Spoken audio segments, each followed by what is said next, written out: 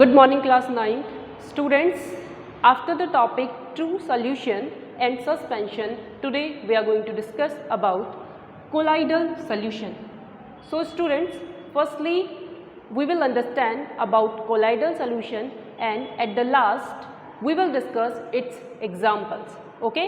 So पहले देख लेते हैं कि colloidal solution क्या होता है बच्चों. स्टूडेंट्स, कोलाइडल सॉल्यूशन जो है वो भी आपका एक हेटेरोजीनियस मिक्सचर होता है. ओके आपने जब हम ट्रू सॉल्यूशन के बारे में पढ़ रहे थे बच्चों, so the size of particles are 1 nanometre और उससे भी छोटा होता है, राइट. स्मॉलर देन 1 नैनोमीटर होता है पार्टिकल्स का साइज ट्रू सॉल्यूशन में.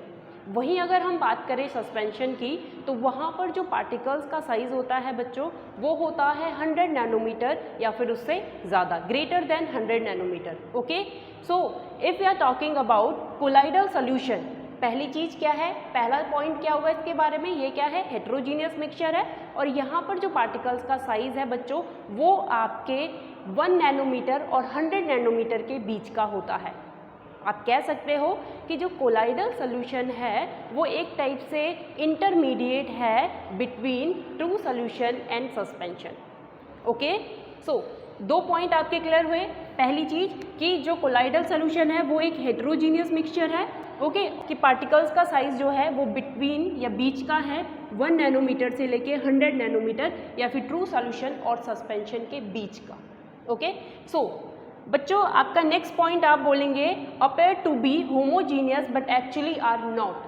ये दिखते कैसे हैं जो कोलाइडल सॉल्यूशन है बच्चों, अगर आप इन्हें नेकेड आइज से देखेंगे तो हमें कैसे दिखते हैं ये कि ये होमोजीनियस मिक्सचर जैसे लगते हैं, बट एक्चुअली में अगर हम माइक्रोस्कोपिक व्यू लें इनका तो ये कैसे होते हैं, हेटेरोजीनियस होते हैं. तो एक्चुअल में ये हेटेरोजीनियस होते हैं बट ये दिखते कैसे हैं बच्चों, होमोजीनियस मिक्सचर के जैसे दिखते हैं. और you know that about difference between homogeneous and heterogeneous. Okay, next point है there are 2 phases in a colloidal solution.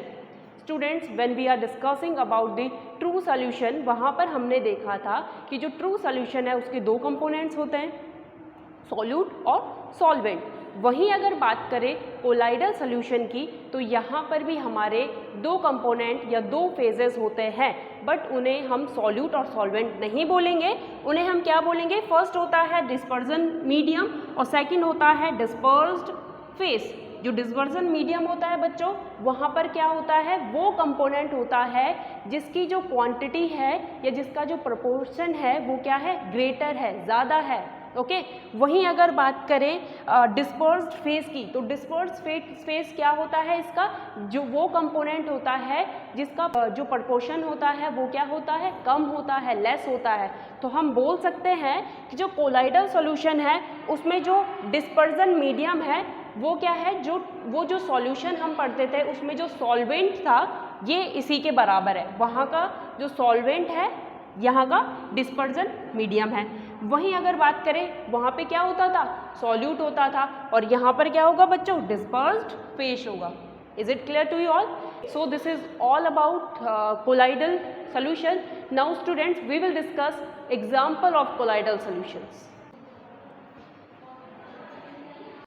Forms milk, fog, smoke, aerogel, blood. So these are examples of colloidal solution. Forms क्या है, जो झाग होता है. Okay, milk एक type से क्या है, liquid in liquid colloidal solution जिसे हम इमल्सन भी कहते हैं. वहीं fog, smoke, clouds, spray, so ये क्या होते हैं, liquid in gas colloidal solution जिसे एरोसोल भी कहते हैं. Okay, aerogel is a synthetic porous ultralight material जो कि आपके जेल से बनाया जाता है. Okay, so write down examples along with your class work.